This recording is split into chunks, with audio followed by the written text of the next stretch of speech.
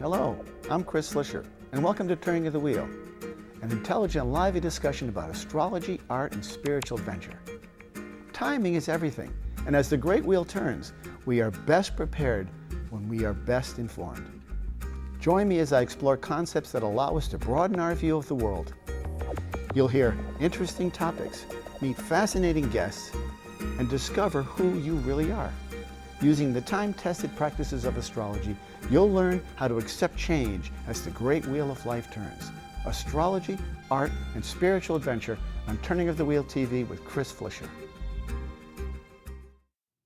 Hello and welcome to Turning the Wheel. Great to have you back. This is a show about astrology, art, and spiritual adventure. And spiritual adventure allows me, as I've said many times in the past, to cast a much wider net.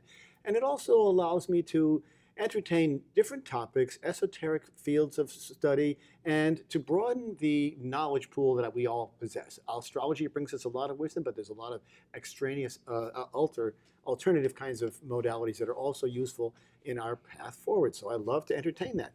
A few weeks ago, I had on Jean Mayel, and she's back again today with us today. Thanks for coming back on today, Jean. Thank you. And we're going to be talking about much of what you do with your work with regards to tarot, as well as your website, is of a predictive nature.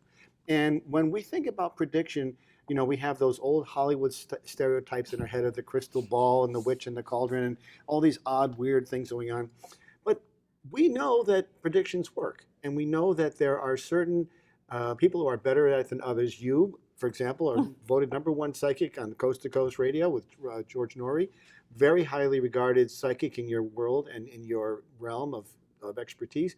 And I know that that takes a great deal of work on your part, but also a lot of it probably came when you were preloaded and you arrived on the planet. You had this is part of your software. So with that regard, you also go on to sort of help people learn how to develop their psychic abilities. And that's what I want to talk to you about today, to see what is your thought process about that? What do you see as I'm asking a lot of questions at once, but don't worry about it. You pick any one you want. What do you see as the human quality that allows us to have this? And sort of, set the stage there. Well, I started teaching tarot years ago and enjoyed teaching and helping people to discover this intense instant knowing that would happen when they stared into a tarot card. And I also have practice of reading the future, which I've been doing for years, where you meditate on a timeline into the future and you see what pops up. And I was teaching my students that. I was doing it. I started seeing things in the long-term future of our world, mostly around the climate and the earth, that I thought everybody needs to know about this. People need to see this. And so I started teaching my students to do it, and as an instructive tool for my students, I started posting what they were getting online on my website. And at the time, I got 1 or 2 hits a week on my website. And then what happened was some people got a hold of these predictions that were coming true. And the only reason I posted them on my website to begin with was to track them, so we could keep track of what we were seeing and be held accountable to what we were seeing. Very good and point. Then we would see over time what was coming true, what wasn't, and maybe learn something from it. And I've learned a tremendous amount as a result, but also it's turned my website into the #1 world prediction website. Wow. It's crazy. It is crazy. It was never a plan to do that. But what has come out of it is the group process that we all are hardwired with the gift of prophecy. And there's science. Prophecy. Be able to predict or see. Our nervous system can see in advance what's going to happen. It's keeping us alive. And that's based on stimuli that we pick up? It must be based on stimuli that we subliminally pick up. Okay. And there's research. There's a fellow scientist named Daryl Bem, B-E-M, at Cornell University, who by the New York Times admission is one of the top social scientists of his generation, and he's in his early 80s now. And he's done a lot of work, and there are others who've done a lot of work, that ordinary people can actually see at least a few minutes ahead what's going to happen, even if they don't realize that they're seeing it. Their nervous systems are reacting. Well, what I do is a little bit more expanded than that. I teach them how to see visions, how to pick up in their nervous system feelings and thoughts, and then I go years and years ahead. Like we look at 2017, 2018, I've gone all the way to 2100. And we see visions, I put it up on my website, and then we watch, we see what happens. And we're not always right. It's pretty amazing, the hit rate. But you probably get within proximity, right? Oh, for sure. And when you talk about, say, for example, an environmental thing, you may not be able to say that there's going to be an earthquake in Japan, but you might say, watch the Pacific Rim for something big to happen. So you sort of get into the proximity, and that leads us to there. And I think that's interesting. When you're doing that and you're helping people discover that, we all have this innate vision. What sort of cues do people need to be attuned to in order to say, is it just a gut instinct thing that we say, I feel like this is going to happen? Or are there actual physical ways that we like? Would you get the chills, for example, or would you break out into a sweat and say? There's certain physiological signs, like chills, like your gut seizing up, like your heart skipping. There are certain signs. And they need not all be bad, right? No, you can also get like enthusiasm, for example. Enthusiasm, okay, good. The Greeks use that word. The word enthusiasm means the divine flowing through you. Okay. If you're Greek, that's literally what it means. God coming through you. So enthusiasm, when you're like, oh, like this is how I felt when I first picked up a tarot card and when I first went to a psychic years ago, and I happened to be lucky, I went to a really, really good one. I was like, wow, this is big, this is important. Well, I became very enthusiastic, and that is a sign of something positive. And when children get enthusiastic, I don't care if your 10-year-old says, I'm going to be a basketball player, let them go with that. It's leading them to something positive. They may not end up as a professional player, but it's something in them is guiding them. It's guidance. It's like an inner compass, and it's not all bad. Some of it's good. Then you get premonitions. Then you get dreams. Some people get premonition. One of the most common ones is the phone rings and they know who it is. Or you're thinking about somebody, and the next thing you know, you get an email or the phone rings. That's called telephone telepathy. Actually, it has a name, and there's a scientist who studies it. But what is it really saying to you? What's the big deal if you knew? Well, sometimes it's an appreciation kind of thing. Like, I know somebody sent me an email and said, well, I had a dream that my neighbor was bringing me flowers. And then a few days later, my neighbor brought me some flowers. She said, but what's the big deal? And in that case, I would say your intuition is helping you to appreciate the love that someone feels for you, someone you wouldn't even necessarily think about. And so intuition works in big, small, and even cataclysmic ways. And it's guiding us. It's guidance. It's a compass. It's a fantastic and it's fascinating because I always try to explain this. How does this work? And yet we know it works. It's in your nervous system. Yeah, it's in the nervous system. Yeah, I think that's got to come from us as we've evolved. I've always been of the opinion that we are a composite of all that's gone before us. So that even if 100 years ago our relatives, from whatever our gene pool is, there's information that moves along with us. It may be suppressed, but it's part of our Darwinian baggage. Advantage. I mean, they've talked about this in the science circles, that the studies show, for example, they do a lot of studies with college kids because those are the ones who are in the universities where they're doing studies. So they found, for example, that college boys are very predictive of sexual opportunity. Right. And that's no brainer. Keeps the species going. And that females are very predictive of danger because the females were the ones sitting around with the nest and the babies. And so women tend to be much more attuned to anything that could happen that could hurt them. They're more vigilant. They're vigilant and very attuned to danger. And so they're better at predicting danger. And boys, anyway, young men, are better at predicting sexual opportunity. That's why the boys go to war, because they just go blinding. Where we're sent to war. I hate to say it, well, it's complicated, but yes. Yeah. But it's something that's helped advance our species and keep us going. And there's a lot more that we're aware of other than just sexual opportunity and danger. It's true that the brain defaults to danger because that's how we stayed alive back in the days when the saber-toothed tiger could pounce at any minute. Right. But we are also, we can be aware if we set our mind to it, to what is the best path for my work, the work that I want to do. If you set your mind to it, if you focus on I want to be fulfilled in my work, for example, or I want to meet the person of my dream so I can settle down with. If you focus on that, that's called creative visualization. It's very powerful. Not only does it help you to focus on what you want, but it will set your intuition to open to that when the opportunities are there. It's almost like psychic flypaper. You want to attract the stuff to you. Perfect. And you want to have it come and say, I want this perfect job and I want to only work 20 hours a week, and boom, there it is. And I love that when that happens. But it's interesting. We are, when you think about it, getting back to the idea of a composite of our past, we also, I think, much of what we can derive from what our predictions are of the future are based on the cycles of what has happened in the past. As we mentioned in another show, we have this tense of recurrence and stuff like that.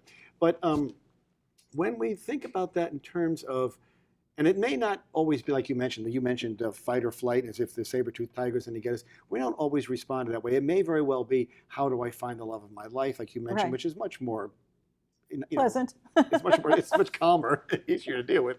How am I going to get that? How am I going to get that house? How am I going to get married? How am I going to have my kids? When should I have a kid? When should I go back to college? What kind of degree should I get?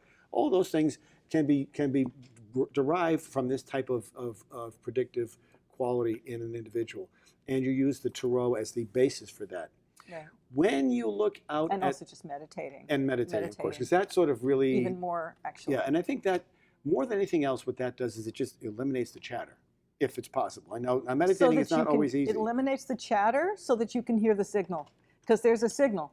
It's the present moment, the energy of the world, and we can't hear it if we're up here listening to jabber, jabber, jabber, like a radio going off all the time. Which means why it's more important now than ever, especially when we have these devices to shut off the devices. Well, I mean, I think that we're really doing ourselves a disservice. It is an addiction of sorts. I think there's a mass addiction to them because we fear we're going to miss something. And yet what it's done is that when these first came out, when the cell phones first came out, it was just like, let me know when you get home from school that you're safe, period. Now it's come down to, should I buy this shirt or this is what I had for dinner? Minutia. And it's the minutia that's clouding it's just fogging over it's putting Vaseline on our sunglasses. And so we can't see clearly. And that's a very Neptunian quality, tying in astrologies, I have to. It gives us that sense of illusion, delusion, and we are in a period of time where we're not seeing clearly, which of course speaks to the idea of fake news. It speaks to the idea of what is real. All those things become a byproduct of this obsession, whereby we are losing ourselves in this realm. Now, I love cell phones. I think they do great things. I love being in contact with my children and my loved ones as a result of it. But I do also think that it's there's a point where it's viable and a point where it becomes obstructive. And that's what I'm trying to focus on. But I'm curious, when you mentioned talking about the future, there's got to be some things that have come across your radar. So, not necessarily next week, but, a year, Long 2 way years, off, 3, 4 years down the road, which, and of course, given where we are now in the world, and we see so much, we could say that we're in an unusual time, but I'm sure the Chinese said that 1,000 years ago. The famous phrase is, may you live in unusual times. We're exciting times. We live in an exciting time, and that can be both good and bad, depending upon which part of yourself you allow to go which direction. When we look at the future, do we see, I've always used the idea, we've had this conversation of this pendulum, we're going from dark to light and back again. Are we in a state where we're moving towards a greater sense of lightness, I hope? Well, yeah. And I really feel that I get my conclusions or my information from meditating on the subject and using all my skills. So I don't feel like I have a preconceived notion of, and what I feel... You're not tainted by your bias.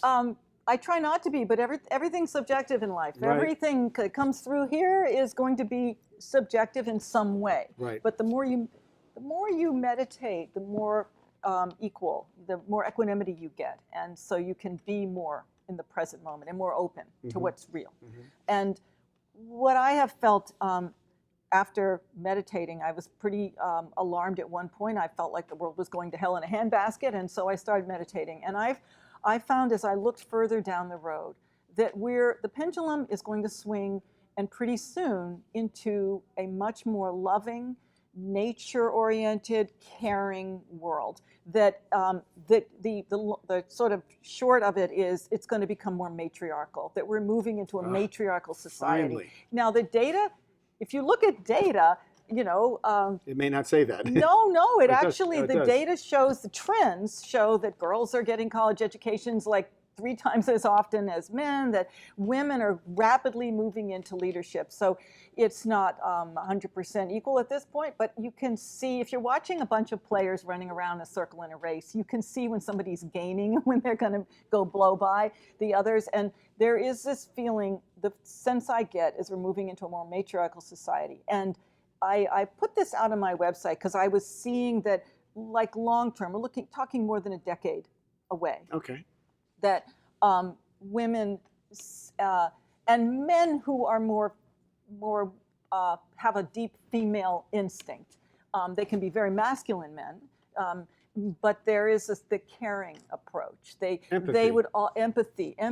They would can care about children. They would care about the welfare of others. That's in the way that women, not all women, but as a group, we're more wired to do that because we have to take care of the young when they're really, really little. Right. So the point is that we're moving in that direction. And somebody wrote to me on my website, because I wrote about that, and I literally have tens of thousands of people coming on my website every day. And someone from India wrote on my website and said that there's an ancient philosophy called the Kali Yuga, which talks about a 10,000-year cycle that goes from patriarchal, it goes through these phases of patriarchy, and that we're moving into this matriarchal society that is coming in the 20s and the mid-20s to late 20s. And that's what I was seeing was going on. And then he also said the Mayans have a similar prophecy, and I didn't have a chance to research that, but it makes a lot of sense. Just by virtue of the fact that so many different isolated cultures have the similar idea, makes perfect sense. That again speaks to that idea of that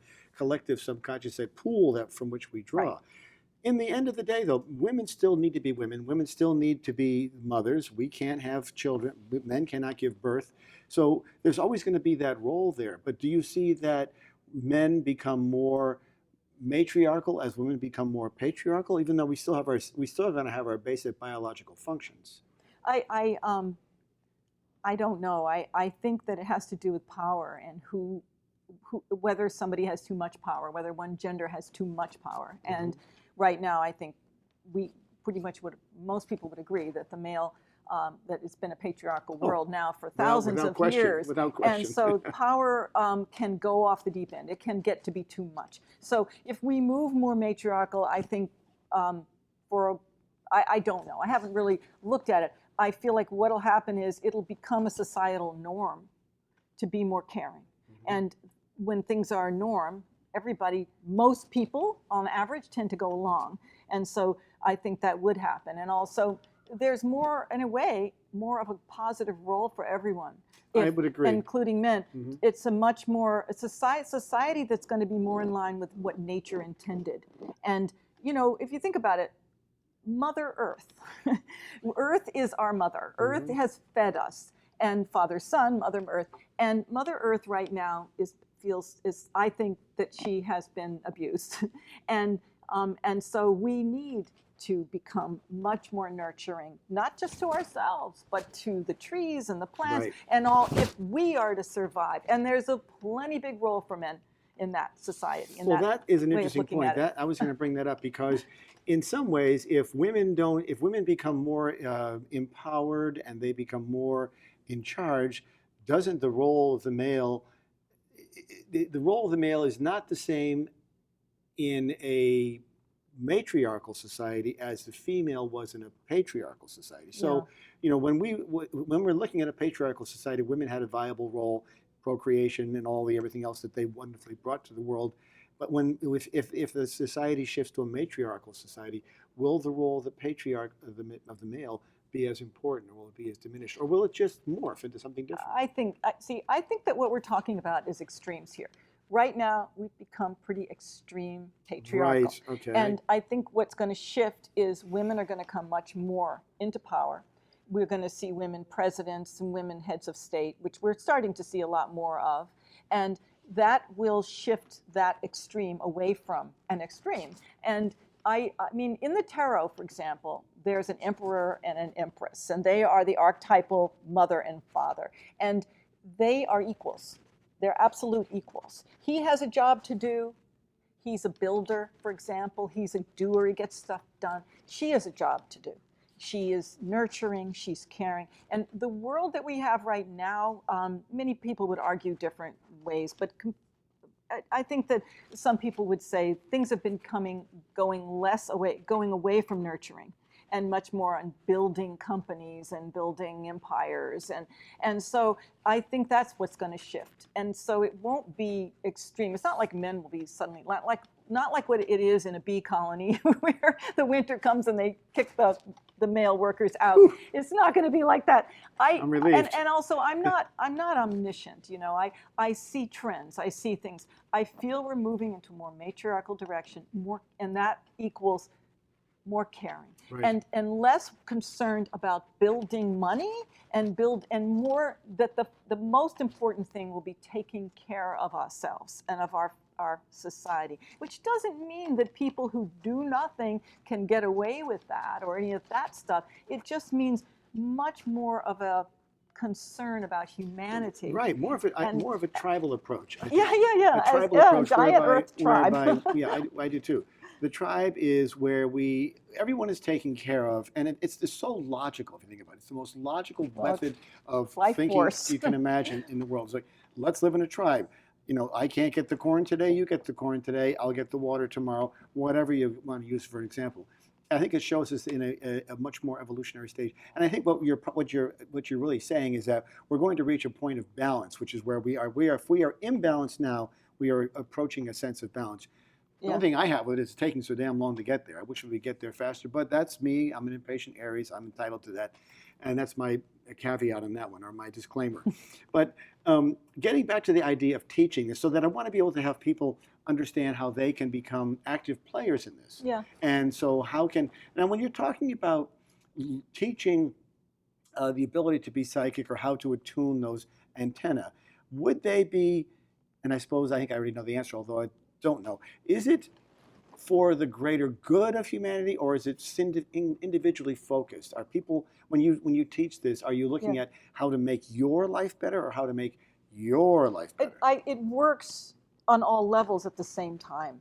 Okay. So, and people who come to me as students and also as clients are mostly, people who come as clients are mostly focused on their individual lives. Right. And I basically dedicated my 35 years of giving readings to that, to helping that individual. And then there are the people who want to learn how to read the future for the sake of all of humanity, as well as for themselves. And you know, it's kind of a holographic kind of situation where what nurtures the individual nurtures the whole. They go together. It's all reflective outward, and if you, exactly. So the more people that know this, the more people that understand how to do this, the more people who can exercise this muscle, the greater the dilution of that will be. In other words, the distribution of that will be. So that's why it's important. And this may very well be, the steps that you're describing may very well be the steps it requires, that the more the people who know this, then the greater the odds are for achieving this balance, because people are more in line with each other. And I think that has to happen as a result of an event which shocks people in some way or prods them to wake up in a way that says, wake up, we're going the wrong way. And that's what I think the environment is telling us when we see big blocks of the Antarctica melting away. That's the Earth saying, so then that grabs our attention, and then we work towards this as an ultimate end. Well, and you know, just going back with all these questions you're asking about the individual versus the whole, when you read, like when you are being intuitive, you are looking at what is, you're tuning into energy that includes the whole world. Nature and individuals, the entire world, it's all connected. It's like a big ocean, or like, you swim in a psychic sea, basically. Right, yeah, I see that. And so when you're looking for guidance for your own life, you're navigating a psychic sea, which means that what you are tuning into is virtually everything, and also how that is more accentuated in your own life and what you're encountering. And so if you're making good decisions for yourself based on your intuition, those are going to be good decisions for all of life. If they're really good decisions for you, because we are connected to all of life. So there are people out there who make extremely good selfish decisions, and they are intuitive people too, and they get ahead, so to speak. Like let's just use financial, means as a criteria for what it means to get ahead. It doesn't make them happier. The heart has to be happy.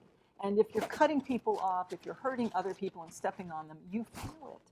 You feel it. So what is the best decision for you to make? It's one that is basically open to everything, not just you. So, a lot of it has to do with what you decide to do, has a lot to do with what you have intended, If I'm just focused on material gain, I just want money,